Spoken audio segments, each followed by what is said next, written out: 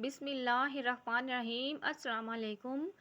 ارشاد باری تعالیٰ ہے، اے ایمان والو، تم پر روزے فرض کیے گئے ہیں جیسے تم میں سے پہلے لوگوں پر فرض کیے گئے تھے تاکہ تم پرہیزگار بن جاؤ۔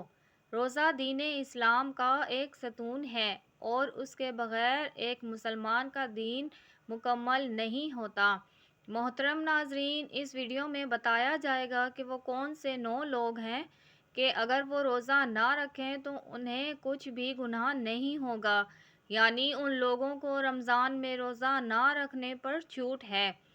ہر مسلمان مرد اور عورت جو بالغ ہوں اور اپنے ہوش و حواس میں ہوں، اس پر رمضان کے روزے فرض ہیں،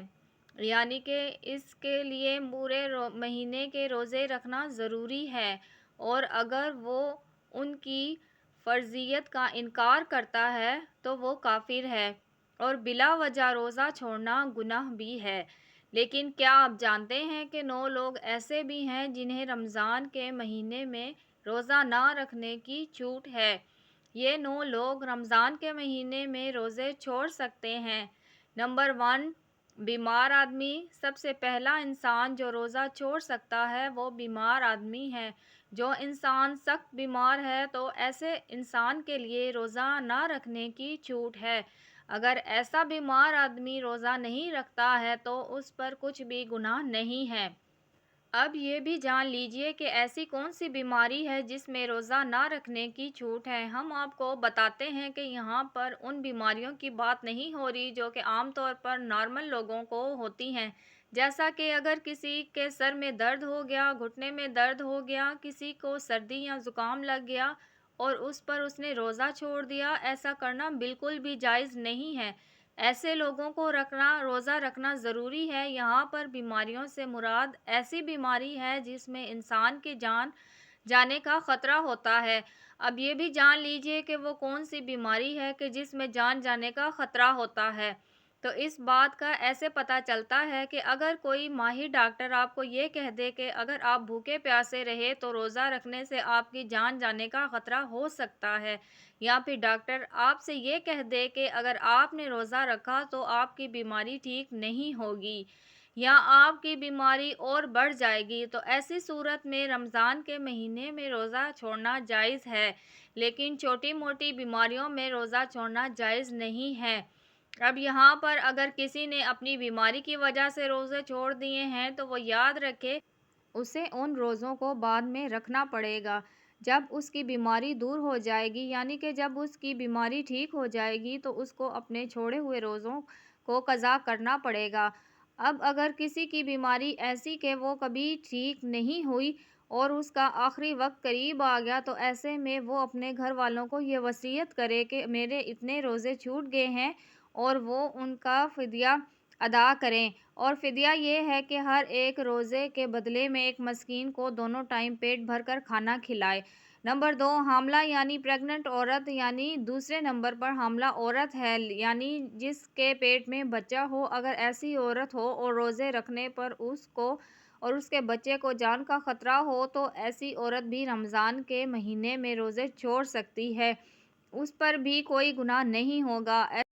ایسی عورت کے لیے بھی روزہ رکھنا جائز ہے، لیکن یاد رہے کہ ایسی عورت بھی اپنے چھوڑے ہوئے روزے بعد میں رکھے، یعنی کہ جب اس کی صحت ٹھیک ہو جائے اسے بھی اپنے چھوڑے ہوئے روزوں کی قضا کرنا ہوگا۔ اور اگر کوئی حاملہ عورت ہے اور اس کا ماہر ڈاکٹر اسے یہ کہہ دے کہ روزہ رکھنے سے اس کی یا اس کے بچے کی جان کا کوئی خطرہ نہیں ہے تو ایسی عورت کے لیے روزہ رکھنا ضروری ہوگا۔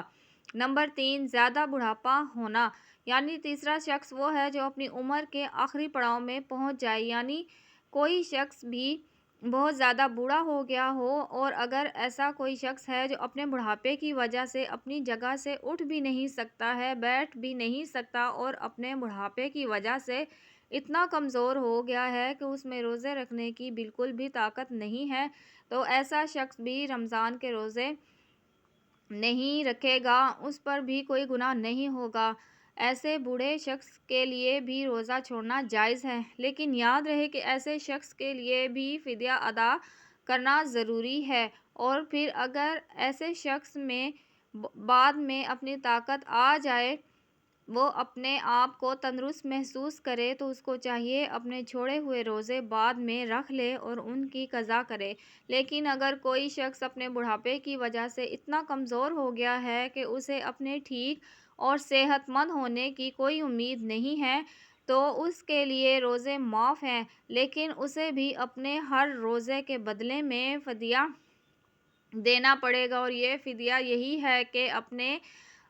روزے کے بدلے میں ایک مسکین کو پیٹ بھر کر 2 وقت کا کھانا کھلانا ہوگا۔ نمبر 4، دودھ پلانے والی عورت۔ یہاں بھی یہ بات واضح کر دیں کہ پہلے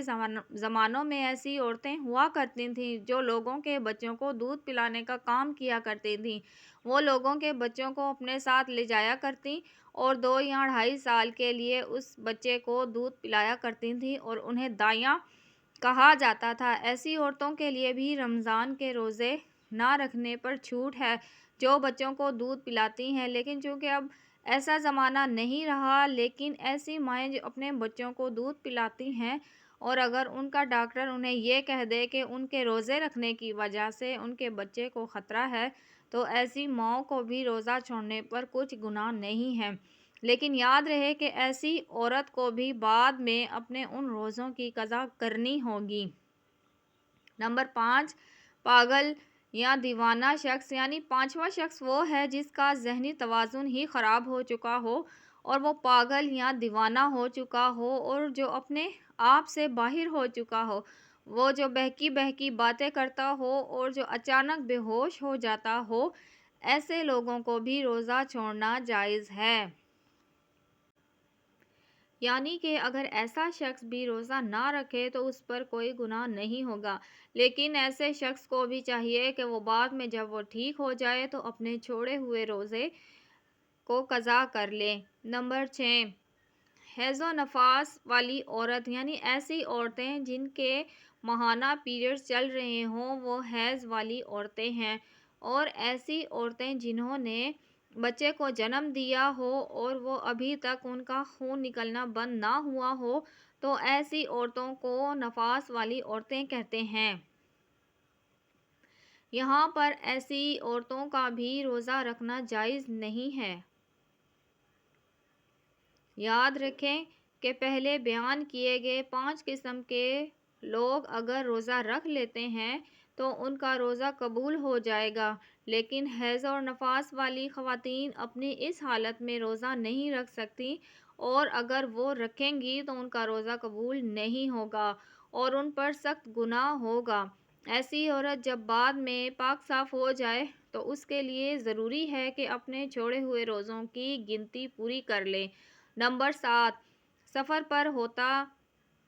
یعنی مسافر ہوتا تو ایسا انسان جو حالت سفر میں ہو اس کے لیے بھی روزہ نہ رکھنے کی چھوٹ ہے اور روزہ نہ رکھنے پر اس کے لیے کچھ گناہ نہیں ہوگا، لیکن یہ بات بھی جان لیجئے کہ اس سلسلے میں سفر کیسا ہوگا۔ تو ہم آپ کو بتا دیں کہ سفر 82 کلومیٹر سے زیادہ ہو اور کم سے کم 15 دن کے سفر کی نیت کر کے گھر سے نکلا ہو تو ایسے مسافر شخص کے لیے روزہ نہ رکھنے پر چھوٹ ہے، لیکن جب اس کا سفر ختم ہو جائے پھر اس کے لیے روزہ رکھنا ضروری ہے۔ یہاں پر بات یہ بھی قابل ذکر ہے کہ اگر کوئی شخص سفر کی حالت میں ہے اور وہ یہ کہے کہ وہ روزہ ضرور رکھے گا کیونکہ اس کا سفر آرام دہ ہے تو ایسا مسافر سفر کی حالت میں بھی روزہ رکھ سکتا ہے اور اس کا روزہ ہو جائے گا۔ اگر سفر آسان ہے تو روزہ رکھ سکتا ہے، لیکن اگر روزہ نہ بھی رکھے تو اس پر کچھ گناہ نہیں ہے۔ نمبر 8، ایسا شخص جن کی جان کے خطرہ ہو۔ یعنی اگر کوئی شخص تلوار لے کر کسی کے پاس آ جائے اور یہ کہنے لگے کہ تم روزہ رکھو گے تو میں تمہاری گردن اڑا دوں گا، یعنی تمہیں مار دوں گا، اور اسے اپنی جان کا خطرہ ہو تو ایسے شخص کے لیے بھی روزہ نہ رکھنے پر چھوٹ ہے، لیکن یاد رہے کہ ایسے شخص کے لیے جب وہ ایسی صورتحال سے باہر نکل جائے اور اس کی جان کا کوئی خطرہ نہ ہو تو بعد میں اس پر اپنے چھوڑے ہوئے روزوں کی قضا لازم ہو جائے گی اور اسے بعد میں وہ اپنے چھوڑے ہوئے روزوں کو رکھنا پڑے گا۔ نمبر 9، نابالغ بچہ۔ یعنی جیسا کہ ہم سب یہ جانتے ہیں کہ روزہ ہر بالغ انسان پر فرض ہے جو اپنے ہوش و حواس میں ہو۔ اس طرح روزہ نابالغ بچے پر فرض نہیں ہے۔ اگر کوئی نابالغ بچہ روزہ نہیں رکھتا تو اس پر کوئی گناہ نہیں ہوگا اور اسے روزہ نہ رکھنے پر چھوٹ ہے، لیکن اگر کوئی بچہ 10 سال کی عمر کو پہنچ جائے اور اس میں روزہ رکھنے کی طاقت آ جائے تو اس کو چاہیے کہ وہ روزہ رکھنا شروع کر دے، اور اگر ایسا کچھ روزہ نہ رکھے تو اس کے گھر والوں کو چاہیے کہ اس پر سختی کریں اور اسے روزہ ضرور رکھوائیں۔ اللہ سبحانہ و تعالیٰ سے دعا ہے کہ تمام مسلمانوں کو اپنے ماہ مبارکہ کے روزے خشوع و خضوع سے رکھنے کی طاقت و توفیق مرحمت فرمائے، آمین یا رب العالمین۔ اپنی دعاؤں میں یاد رکھیے گا، بہت سارا اپنا خیال رکھیے گا۔ اللہ حافظ۔